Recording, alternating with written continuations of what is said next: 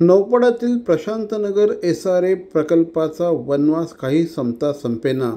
या संदर्भात आमदार श्री संजय केळकर यांनी या प्रकल्पाचे CEO सोमन यांना अंतिम मुदत दिली आहे.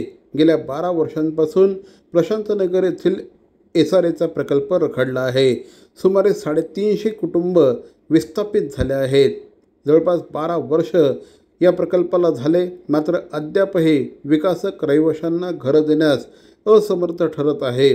त्यामुळे SRAच्या बैठकीमध्ये आमदार संजय केळकर यांनी या संदर्भात रुद्रावतार धारण केला. SRA विभागाचे मुख्य कार्यकारी अधिकारी पराग सोमन यांनी विकासकाला 15 दिवसांची अंतिम मुदत दिली आहे. नौपाडा परिसरातील प्रशांतनगर येथे 12 वर्षापूर्वी हा प्रकल्प सुरू झाला. STG ग्रुपचे हरीश दौतलानी यांनी हे काम हाती घेतलं, मात्र गेल्या 12 वर्षात विकासकाला इमारती पूर्ण करण्यात अपयश आलं असून त्यामुळे रहिवासी मात्र हक्काच्या घरापासून वंचित झाले आहेत.